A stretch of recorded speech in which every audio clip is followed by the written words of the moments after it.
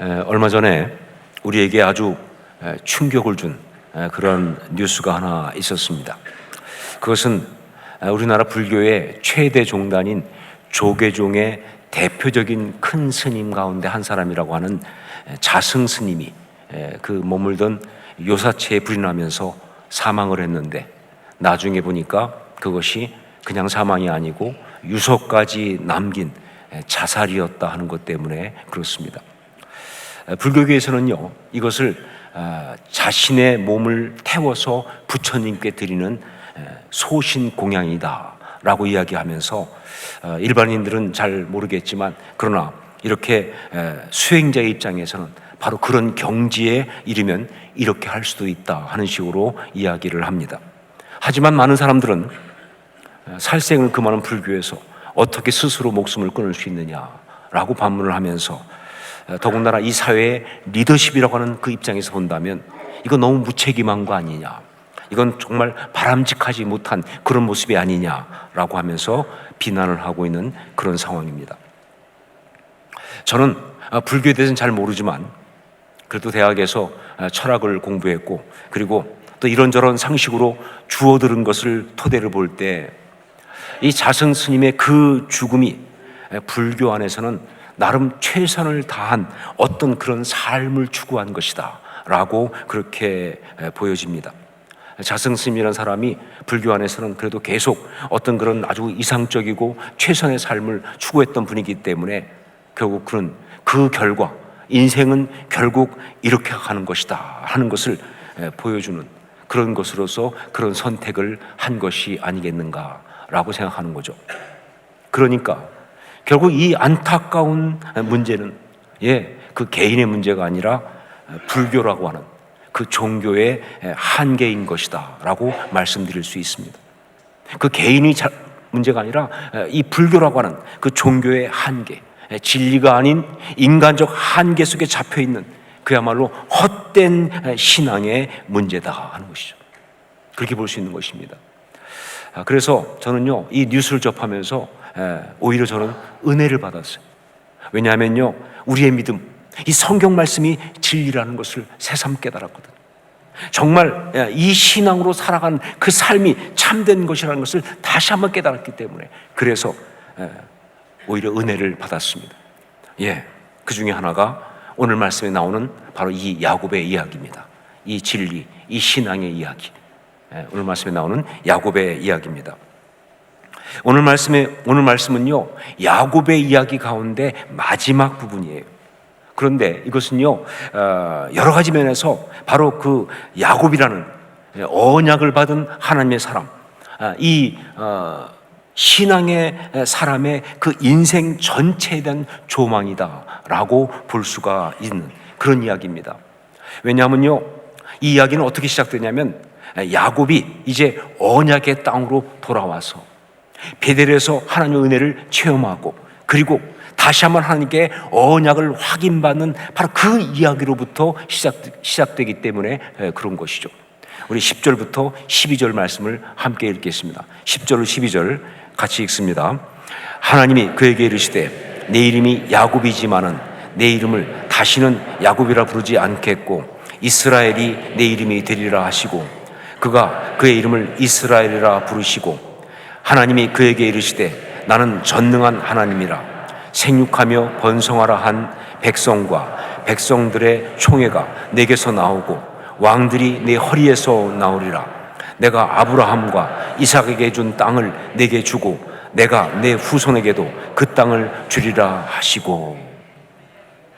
지금까지가 준비 과정이었다고 한다면 이제 뭐예요? 본격적으로 언약의 사람의 이제 약속의 땅에서 그 삶을 살아가는, 즉 신앙인으로서 그 인생이 본격적으로 시작되는 바로 그런 순간이 이 순간인 거죠. 그렇기 때문에 이제 그 다음에 이어지는 이야기는 뭐냐? 신앙인 야곱이 이 땅에서 살아가는 이야기, 바로 그겁니다.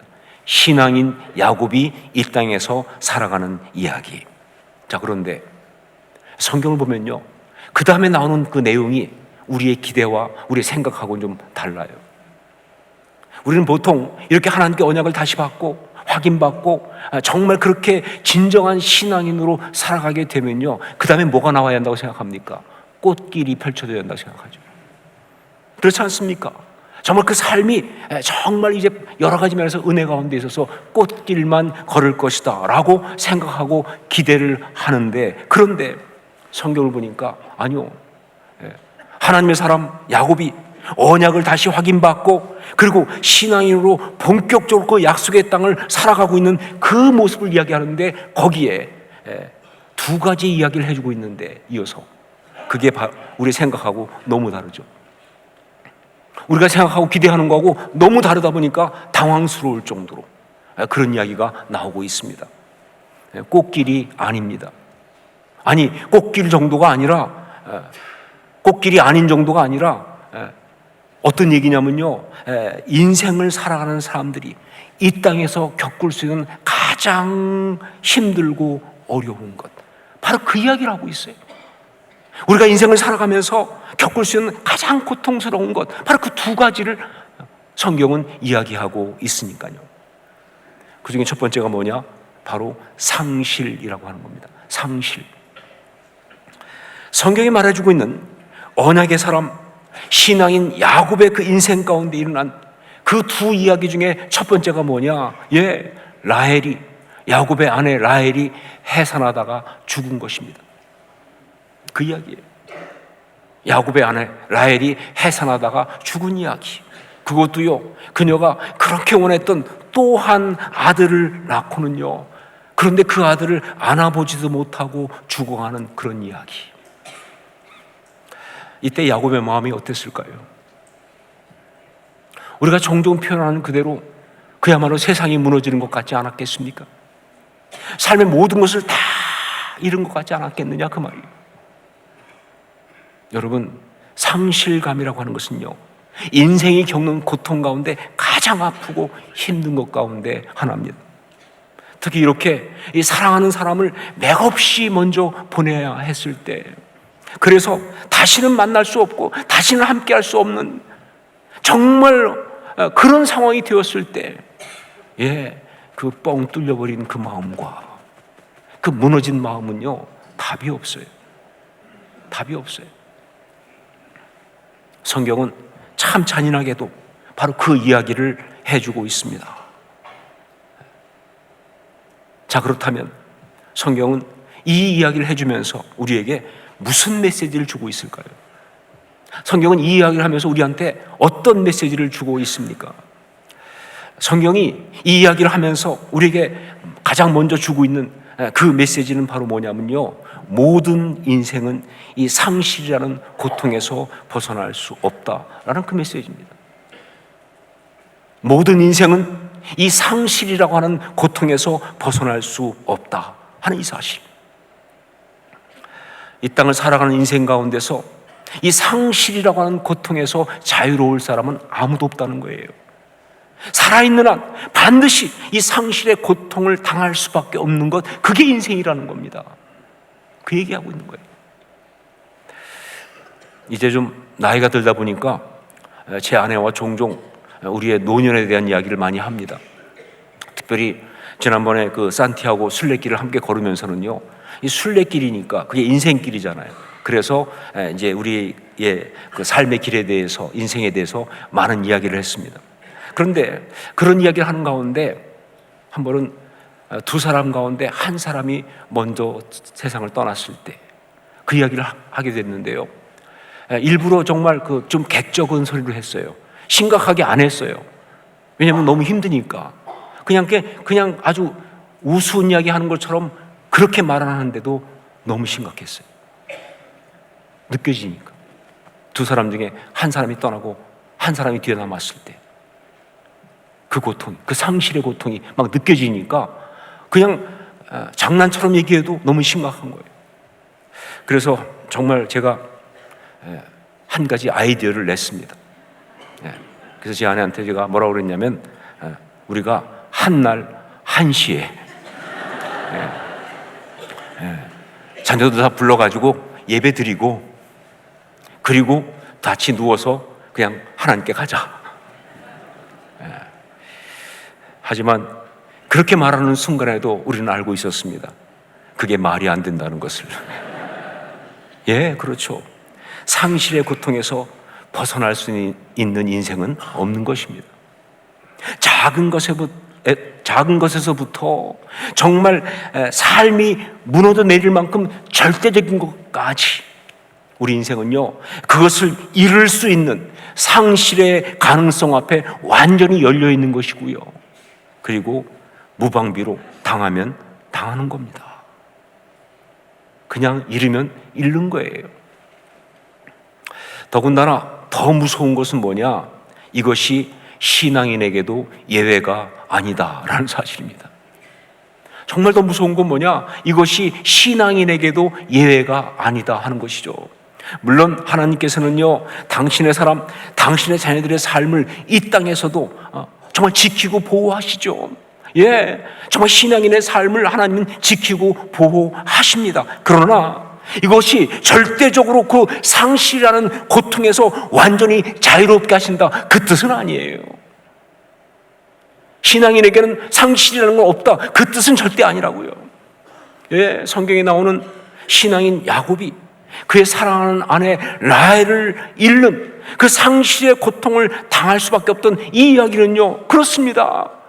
이 시대를 살아가는 신앙인 우리도 이 세상을 살면서 그런 상실의 고통을 당할 수 있다, 그 얘기해주고 있는 거예요. 힘들지만 받아들이라는 거죠. 힘들지만 우리가 받아들일 수밖에 없는 이야기예요. 자, 그러면 신앙이 도대체 무슨 소용이 있느냐? 이 상실의 고통 앞에 신앙은 그냥 무력한 것뿐이냐? 아니죠. 여러분, 신앙은 우리 인생 가운데 상실의 고통이 다가오지 못하게 막는 그 부분보다는요, 바로 그 상실의 고통에 빠졌을 때, 그때 그것을 어떻게 이기고 앞으로 나아가느냐, 거기에 방점이 찍혀 있어요. 그게 신앙입니다. 예, 신앙은요, 우리가 살아가면서 상실의 고통이 우리에게 다가오는 것을 막는 그 부분보다는요, 그 상실의 고통에 빠졌을 때 그때 그것을 어떻게 이기고 앞으로 나아가느냐, 바로 그것을 강조하는 것이, 거기에 방점이 찍힌 것이, 그게 신앙이라고요.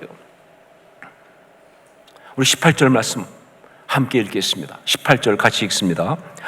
그가 죽게 되어 그의 혼이 떠나려 할 때에 아들의 이름을 베논이라 불렀으나 그의 아버지는 그를 베냐민이라 불렀더라. 그렇습니다. 모든 인생은 그 상실 앞에서 베논이 나의 슬픔의 아들이에요. 베논이 나의 슬픔의 아들이라고 그렇게 할 수밖에 없어요. 이것이 바로 인생이 겪는 이 상실이라는 고통의 실체니까. 예, 잃어버린 것입니다. 버림받은 것입니다. 다 끝난 거예요. 그러니까 베논이라고 말할 수밖에 없어요.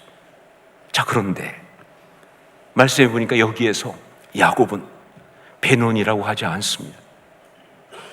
야곱은 뭐라고 그랬어요? 베냐민, 즉 오른손의 아들이라고 그렇게 부릅니다. 이게 신앙이에요. 이게 신앙이에요. 예, 베논이라고 할 수밖에 없는 그런 상황인데, 그런데 거기서 베냐민이라고, 오른손의 아들이라고 부르는, 이게 바로 신앙이다. 그 상실의 고통 앞에서 마음이 무너지고 그 슬픔을 그대로 인정할 수밖에 없는 상황이지만, 예, 라헬만 그렇게 했어요. 야곱은 더 무너지죠. 그러나 그 상황 속에서 오른손, 뭘 말합니까? 역사하심을 말하잖아요. 역사하심을 선포하는 거예요. 이거는요, 기대하고 하는 것이 아닙니다.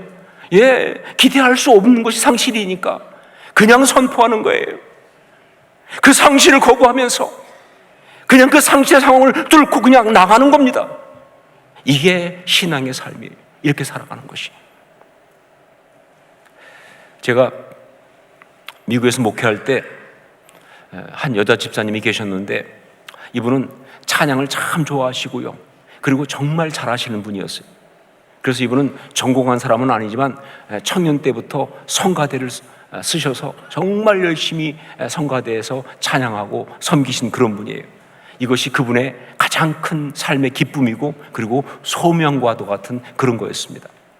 자, 그래서 이분은 미국에 이제 이민을 와서 남편하고 같이 결혼하고 미국에 이민 왔는데 이민 생활이 쉽지는 않죠. 여러 가지 힘들죠. 하지만 매주일 성가대를 빠지질 않았어요. 아무리 힘들어도 성가대에 와서 정말 하나님께 찬양을 올려드렸고요. 그러면서 그것이 이 집사님의 삶의 의미였고, 그리고 그가 힘을 얻는 그런 힘이었다 하는 것이죠. 그래서 그 집사님이 성가대에서 찬양하는 모습은요, 그건 완전히 달라요. 그냥 보는 사람들이 은혜를 받습니다. 예, 성가대 하셔야 합니다. 달라요. 그냥 그 모습 자체가 은혜가 돼요. 가장 거기에 큰 은혜를 받은 사람이 담임 목사인 저였어요. 볼 때마다 너무 은혜가 되는 거예요. 예. 자, 그런데 어느 날 그분에게 정말 큰 어려움이 닥쳤습니다. 그 집사님의 남편께서 불의의 사고로 돌아가신 거예요. 참 열심히 성실하게 사시던 분인데 아내인 그 집사님이 너무 사랑하고 존경하고 의지하던 그런 남편인데, 그런데 너무 어이없이 안타깝게 그렇게 세상을 떠나셨습니다. 그래서 장례를 집례하면서 너무 힘들었습니다. 무엇보다 그 집사님의 그 상실의 고통을 알기 때문에 뭐라고 설교해야 될지 알 수가 없었어요. 뭐라고 설교하지? 자꾸 그냥 떠오르는 거는 말씀에 있는 라헬이 위로받기를 거절하였다, 이것만 자꾸 떠오르니까 내가 무슨 말로 위로하겠어요, 그걸요. 정말 막막한 그런 순간이었죠. 그렇게 장례를 집례했어요. 그런데 그 다음 주일에 저는 정말 충격 같은 은혜를 받았습니다. 왜냐하면 그 집사님이 성가대에 쓰셨기 때문에 그래요. 그 주간에 남편의 장례를 치렀는데 그 주일 성가대에 여느 때처럼 똑같이 서신 거예요. 그때 우리는, 그 예배 드리던 사람들은 다 알았어요. 그게 무슨 뜻인지, 그게 무슨 고백인지. 그래서 정말 성가대에 서서 눈물 흘리며 찬양하는 그 집사님을 보면서 우리 모두가 다 목이 함께 메었어요. 야곱이 보여준 신앙인으로 살아간다는 것이 바로 이런 겁니다. 상실의 상황에서 베논이 나의 슬픔이라고 부를 수밖에 없는 그런 상황에서 그걸 거부하면서 베냐민 오른손의 아들이라고 선포하고 고백하는, 예, 보이지 않아요. 느낄 수 없어요. 하지만 여전히 그러나 나는 선포합니다. 여기에 하나님의 역사하심이 있다는 사실을. 그게 신앙이죠. 그렇게 선포하며 앞으로 나가는 거예요. 네. 살아있는 사람은 살아야지, 그런 얘기 아닙니다. 믿음의 걸음이에요. 두 번째, 또 한 가지, 여기 성경에 나오는 신앙인 야곱이 겪은 두 번째 고통스러운 이야기, 그건 바로 배신의 상처입니다. 배신의 상처. 우리 인생이 겪을 수 있는 아픔 가운데 정말 감당하기 힘든 그런 아픔이 또 한 가지 있다고 한다면 그건 바로 배신을 당하는 겁니다. 배신을 당하는 것. 무슨 얘기입니까? 예, 사랑하는 사람에게 상처를 받는 거죠.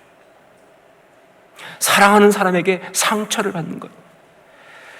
오늘 말씀의 성경은요, 정말 또 잔인하게도 이 이야기를 이어서 하고 있습니다. 우리 22절 말씀을 함께 읽겠습니다. 22절 같이 읽습니다. 이스라엘이 그 땅에 거주할 때에 루벤이 가서 그 아버지의 첩 빌하와 동침하매 이스라엘이 이를 들었더라. 야곱의 아들은 12이라. 야곱의 큰아들인 루벤이 그의 서모, 즉 아버지의 첩인 빌하와 동침을 한 거예요.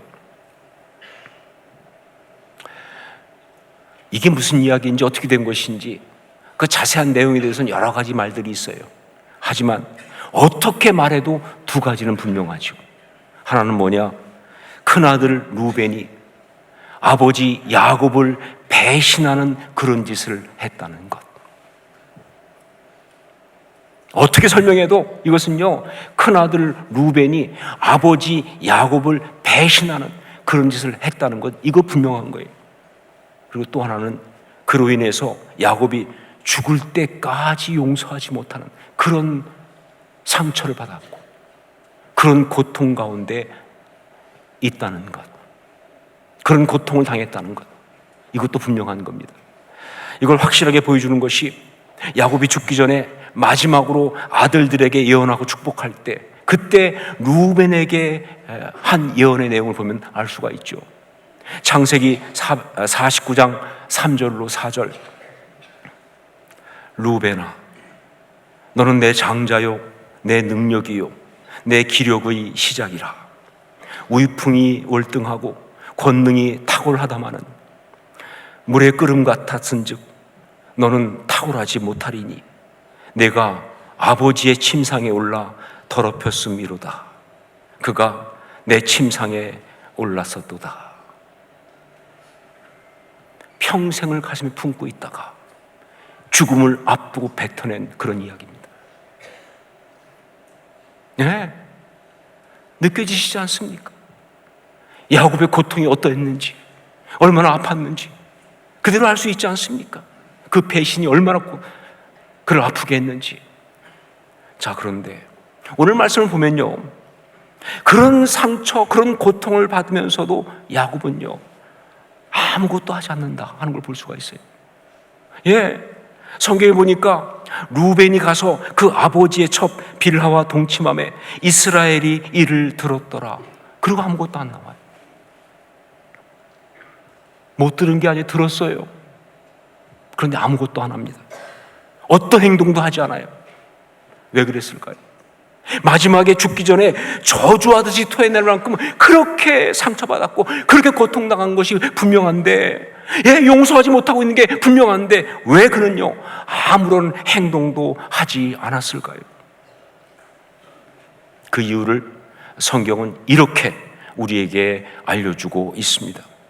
22절을 다시 한번 함께 읽겠습니다. 22절 같이 읽습니다. 이스라엘이 그 땅에 거주할 때에 루벤이 가서 그 아버지의 첩 빌하와 동침함에 이스라엘이 이를 들었더라. 야곱의 아들은 열둘이라. 마지막에 덧붙인 이 한마디, 야곱의 아들은 열둘이라, 바로 이겁니다.